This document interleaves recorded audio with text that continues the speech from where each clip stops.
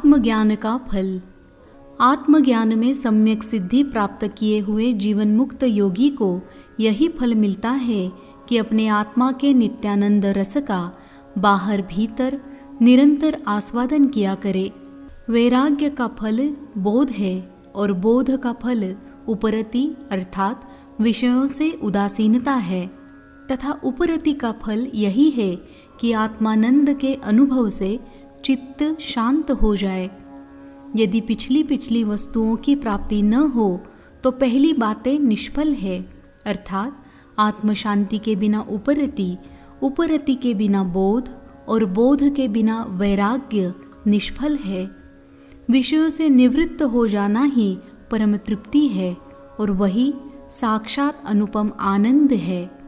प्रारब्धवश प्राप्त हुए दुखों से विचलित न होना ही आत्मज्ञान का सबसे पहला फल है। भ्रांति के समय पुरुष ने जो नाना प्रकार के निंदनीय कर्म किए हैं, उन्हीं को ज्ञान हो जाने के उपरांत वह विवेकपूर्वक कैसे कर सकता है। विद्या का फल असत से निवृत्त होना है और अविद्या का उसमें प्रवृत्त होना है। ये दोनों फल ज्ञानी और अज्ञानी पुरुषों की मृगतृष्णा आदि की प्रतीति में, उसे जानने या न जानने वालों में देखे गए हैं। नहीं तो यदि मूढ़ पुरुष के समान विद्वान को भी असत पदार्थों में प्रवृत्ति बनी रहती तो विद्या का प्रत्यक्ष फल ही क्या हुआ। यदि अज्ञान रूप हृदय की ग्रंथि का सर्वथा नाश हो जाए तो उस इच्छा रहित पुरुष के लिए सांसारिक विषय क्या स्वतः ही प्रवृत्ति के कारण हो जाएंगे। भोग्य वस्तुओं में वासना का उदय न होना वैराग्य की चरम अवधि है। चित्त में अहंकार का सर्वथा उदय न होना ही बोध की चरम सीमा है और लीन हुई वृत्तियों का पुनः उत्पन्न न होना यह उपरामता की सीमा है। जीवन मुक्त के लक्षण। निरंतर ब्रह्माकार वृत्ति से स्थित रहने के कारण जिसकी बुद्धि बाह्य विषयों में से निकल गई है और जो निद्रालु अथवा बालक के समान दूसरों के निवेदन किए हुए ही भोग्य पदार्थों का सेवन करता है, तथा कभी विषयों में बुद्धि जाने पर जो इस संसार को स्वप्न प्रपंच के समान देखता है, वह अनंत पुण्यों के फल का भोगने वाला कोई ज्ञानी महापुरुष इस पृथ्वी तल में धन्य है और सबका माननीय है। जो यति परब्रह्म में चित्त को लीन कर विकार और क्रिया का त्याग करके सदा आनंद स्वरूप ब्रह्म में मग्न रहता है, वह स्थित प्रज्ञ कहलाता है। तत्वमसि आदि महावाक्यों से शोधित ब्रह्म और आत्मा की एकता को ग्रहण करने वाली विकल्प रहित चिन्मात्र वृत्ति को प्रज्ञा कहते हैं। यह चिन्मात्र वृत्ति जिसकी स्थिर हो जाती है वही जीवन मुक्त कहा जाता है। जिसकी प्रज्ञा स्थिर है, जो निरंतर आत्मानंद का अनुभव करता है और प्रपंच को भूला सा रहता है, वह पुरुष जीवन मुक्त कहलाता है। वृत्ति के लीन रहते हुए भी जो जागता रहता है किंतु वास्तव में जो जागृति के धर्मों से रहित है, अर्थात वृत्ति के लीन रहते हुए भी जो जागता रहता है, इसका अभिप्राय यह है कि यद्यपि उसका चित्त संपूर्ण दृश्य पदार्थों का बाध करके निरंतर ब्रह्म में लीन रहता है, तथापि वह सोए हुए पुरुष के समान संज्ञा शून्य नहीं हो जाता। सब व्यवहार यथावत करता रहता है, किंतु व्यवहार करते हुए भी उसे स्वप्नवत समझने के कारण उसकी अन्य पुरुषों के समान दृश्य पदार्थों में आस्था नहीं होती। इसलिए वास्तव में वह जागृति के धर्मों से रहित है, तथा जिसका बोध सर्वथा वासना रहित है, वह पुरुष जीवन मुक्त कहलाता है। जिसकी संसार वासना शांत हो गई है, जो कलावान होकर भी कलाहीन है, अर्थात व्यवहार दृष्टि में ऊपर से विकारवान प्रतीत होता हुआ भी जो निरंतर अपने निर्विकार स्वरूप में ही स्थित रहता है, तथा जो चित्तयुक्त होने पर निश्चिंत है, वह पुरुष जीवन मुक्त माना जाता है। प्रारब्धि की समाप्ति पर्यंत छाया के समान सदैव साथ रहने वाले इस शरीर के वर्तमान रहते हुए भी इसमें अहम मम भाव, मैं और मेरापन का अभाव हो जाना जीवन मुक्त का लक्षण है। बीती हुई बात को याद न करना, भविष्य की चिंता न करना और वर्तमान में प्राप्त हुए सुख दुखादि में उदासीनता, यह जीवन मुक्त का लक्षण है। अपने आत्मस्वरूप से सर्वथा पृथक इस गुणदोषमय संसार में सर्वत्र समदर्शी होना जीवन मुक्त का लक्षण है। इष्ट अथवा अनिष्ट वस्तु की प्राप्ति में समान भाव रखने के कारण दोनों ही अवस्थाओं में चित्त में कोई भी विकार न होना जीवन मुक्त पुरुष का लक्षण है। ब्रह्मानंद रसास्वाद में चित्त की आसक्ति रहने के कारण बाह्य और आंतरिक वस्तुओं का कोई ज्ञान न होना जीवन मुक्त यति का लक्षण है। देह तथा इंद्रिय आदि में और कर्तव्य में जो ममता और अहंकार से रहित होकर उदासीनता पूर्वक रहता है, वह पुरुष जीवन मुक्त के लक्षण से युक्त है। जिसने श्रुति प्रमाण से अपने आत्मा का ब्रह्मत्व जान लिया है और जो संसार बंधन से रहित है, वह पुरुष जीवन मुक्त के लक्षणों से संपन्न है। जिसका देह और इंद्रिय आदि में अहम भाव तथा अन्य वस्तुओं में इदम अर्थात यह भाव कभी नहीं होता, वह पुरुष जीवन मुक्त माना जाता है। जो अपनी तत्वावगाहिनी बुद्धि से आत्मा और ब्रह्म तथा ब्रह्म और संसार में कोई भेद नहीं देखता, वह पुरुष जीवन मुक्त माना जाता है। साधु पुरुषों द्वारा इस शरीर के सत्कार किए जाने पर और दुष्ट जनों से पीड़ित होने पर भी जिसके चित्त का समान भाव रहता है, वह मनुष्य जीवन मुक्त माना जाता है। समुद्र में मिल जाने पर जैसे नदी का प्रवाह समुद्र रूप हो जाता है, वैसे ही दूसरों के द्वारा प्रस्तुत किए विषय आत्मस्वरूप प्रतीत होने से जिसके चित्त में किसी प्रकार का क्षोभ उत्पन्न नहीं करते, वह यति श्रेष्ठ जीवन मुक्त है। ब्रह्म तत्व के जान लेने पर विद्वान को पूर्ववत संसार की आस्था नहीं रहती और फिर भी संसार की आस्था बनी रही तो समझना चाहिए कि वह तो संसारी ही है, उसे ब्रह्म तत्व का ज्ञान ही नहीं हुआ। यदि कहो कि पूर्व वासना की प्रबलता से फिर भी इसकी संसार में प्रवृत्ति रह सकती है, तो ऐसी बात नहीं है, क्योंकि ब्रह्म के एक तत्व ज्ञान से अर्थात विषय का बाध हो जाने के कारण इसकी वासना मंद हो जाती है। जिस प्रकार अत्यंत कामी पुरुष की भी कामवृत्ति माता को देखकर कुंठित हो जाती है, उसी प्रकार पूर्णानंद स्वरूप ब्रह्म को जान लेने पर विद्वान की संसार में प्रवृत्ति नहीं होती। प्रारब्ध विचार। निधिध्यासनशील आत्मचिंतन में लगे हुए पुरुष को बाह्य पदार्थों की प्रतीति होती देखी जाती है। फलभोग देखा जाने के कारण श्रुति उसे उसका प्रारब्ध बतलाती है। युक्ति से भी जब तक सुख दुख आदि का अनुभव है, तब तक प्रारब्ध माना जाता है, क्योंकि फल का भोग क्रियापूर्वक होता है, बिना कर्म के कहीं नहीं होता। जग जाने पर जैसे स्वप्नावस्था के कर्म लीन हो जाते हैं, वैसे ही मैं ब्रह्म हूँ ऐसा ज्ञान होते ही करोड़ों कल्पों के संचित कर्म नष्ट हो जाते हैं। स्वप्नावस्था में जो बड़े से बड़ा पुण्य अथवा पाप किया जाता है, क्या जग पड़ने पर वह स्वर्ग अथवा नरक की प्राप्ति का कारण हो सकता है? जो यति अपने को आकाश के समान असंग और उदासीन जान लेता है, वह किसी भी आगामी कर्म से कभी थोड़ा सा भी लिप्त नहीं हो सकता।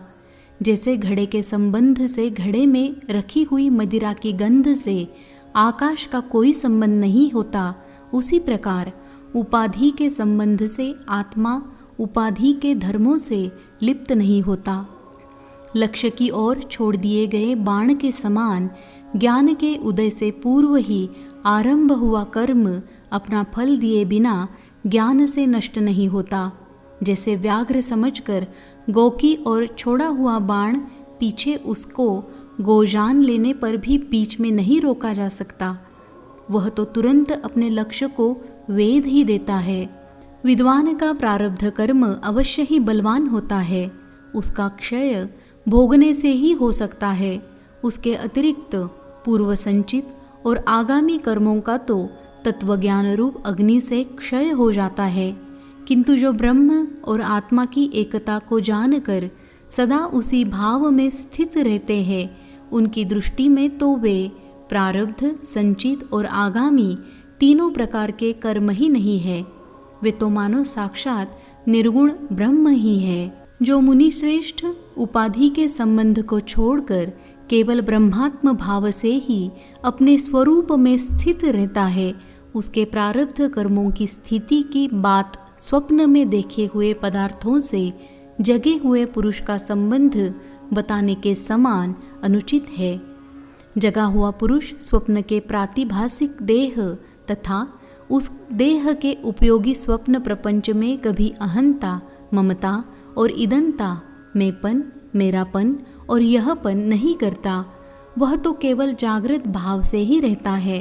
उसको न तो मिथ्या वस्तुओं को सिद्ध करने की इच्छा होती है और न उसके पास सांसारिक पदार्थों का संग्रह ही देखा जाता है। यदि फिर भी उसकी मिथ्या पदार्थों में प्रवृत्ति रही हो, यह निश्चय है कि वास्तव में उसकी नींद टूटी ही नहीं। यह निश्चय है कि वास्तव में उसकी नींद टूटी ही नहीं है। इसी प्रकार सदा ब्रह्म भाव में रहने वाला पुरुष ब्रह्म रूप से ही स्थित रहता है। वह ब्रह्म के सिवा और कुछ नहीं देखता।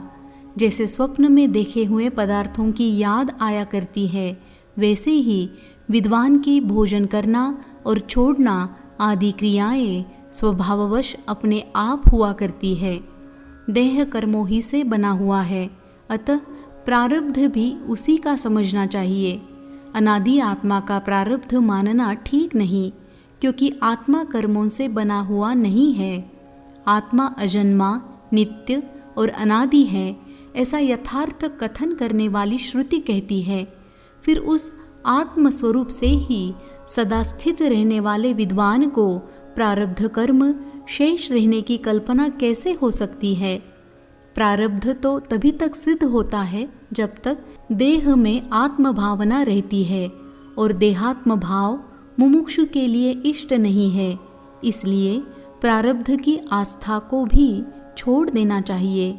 और वास्तव में तो शरीर का भी प्रारब्ध मानना भ्रम ही है, क्योंकि वह तो स्वयं अध्यस्त अर्थात ब्रह्म से कल्पित है, और अध्यस्त अर्थात ब्रह्म से कल्पित वस्तु की सत्ता ही कहाँ होती है, तथा जिसकी सत्ता ही न हो उसका जन्म भी कहाँ से आया, और जिसका जन्म ही न हो उसका नाश भी कैसे हो सकता है। इस प्रकार जो सर्वथा सत्ता शून्य है, उस शरीर का भी प्रारब्ध कैसे हो सकता है। जिसको ऐसी शंका होती है कि यदि ज्ञान से अज्ञान का मूल सहित नाश हो जाता है, तो ज्ञानी का यह स्थूल देह कैसे रहता है, उन मूर्खों को समझाने के लिए श्रुति ऊपरी दृष्टि से व्यवहार सत्ता को लेकर प्रारब्ध को उसका कारण बतला देती है। वह विद्वान को देहादि का सत्यत्व समझाने के लिए ऐसा नहीं कहती, क्योंकि श्रुति का अभिप्राय तो एकमात्र परमार्थ वस्तु का वर्णन करने में ही है, नानात्व निषेध। श्रुति कहती है, वास्तव में सर्वत्र परिपूर्ण, अनादि, अनंत, अप्रमेय और अविकारी एक अद्वितीय ब्रह्म ही है। उसमें और कोई नाना पदार्थ नहीं है। जो घनीभूत सत, चित और आनंद है, ऐसा एक नित्य, अक्रिय और अद्वितीय ब्रह्म ही सत्य वस्तु है। उसमें कोई नाना पदार्थ नहीं है। जो अंतरात्मा एकरस, परिपूर्ण, अनंत और सर्वव्यापक है, ऐसा एक अद्वितीय ब्रह्म ही है। उसमें नाना पदार्थ कोई नहीं है। जो न त्याज्य है, न ग्राह्य है और न किसी में स्थित होने योग्य है, तथा जिसका कोई अन्य आधार भी नहीं है, ऐसा एक अद्वितीय ब्रह्म ही सत्य है। उसमें नाना पदार्थ कोई नहीं है। जो गुण और कला से रहित है, सूक्ष्म, निर्विकल्प और निर्मल है, ऐसा एक अद्वितीय ब्रह्म ही सत्य है, उसमें नाना पदार्थ कुछ भी नहीं है, जिसका रूप वर्णन नहीं किया जा सकता तथा जो मन और वाणी का भी विषय नहीं है, ऐसा एक अद्वितीय ब्रह्म ही है, उसमें नाना वस्तु कोई भी नहीं है, जो सत्य, वैभवपूर्ण, स्वतः सिद्ध, शुद्ध, बोध स्वरूप और उपमा रहित है, ऐसा एक अद्वितीय ब्रह्म ही सत्य है, उसमें नाना पदार्थ कुछ भी नहीं है। आत्मानुभव का उपदेश। जिनका किसी भी वस्तु में राग नहीं है और भोग का भी सर्वथा अंत हो गया है तथा जिनका चित्त शांत एवं इंद्रियां संयत है, वे महात्मा सन्यासी जन ही इस परम तत्व को जानकर अंत में इस अध्यात्म योग के द्वारा परम शांति को प्राप्त हुए हैं। अतः हे वत्स, तुम भी आत्मा के इस परम तत्व और आनंद घन स्वरूप का विचार करते हुए अपने मनःकल्पित मोह को छोड़कर मुक्त हो जाओ और इस प्रकार अज्ञान निद्रा से जगकर कृतार्थ हो जाओ। समाधि के द्वारा भली प्रकार निश्चल हुए चित्त और विकसित ज्ञान नेत्रों से इस आत्मतत्व को देखो, क्योंकि यदि सुना हुआ पदार्थ निस्संदेह होकर भली प्रकार देख लिया जाता है तो उसके विषय में फिर कोई संशय नहीं होता।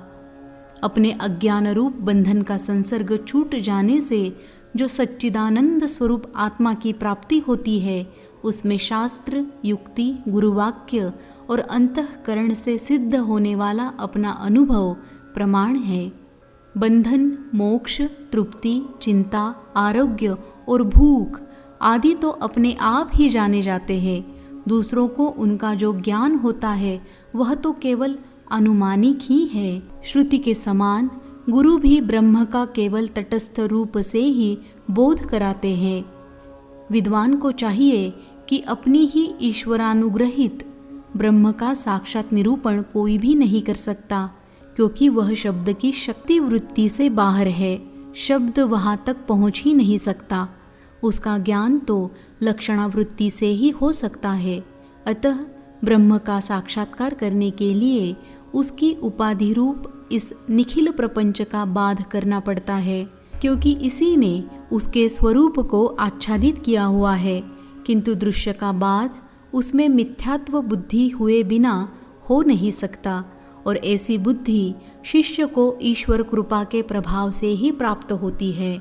इसीलिए बोध होने के लिए शास्त्र कृपा और गुरु कृपा के समान भगवत कृपा भी अत्यंत आवश्यक है।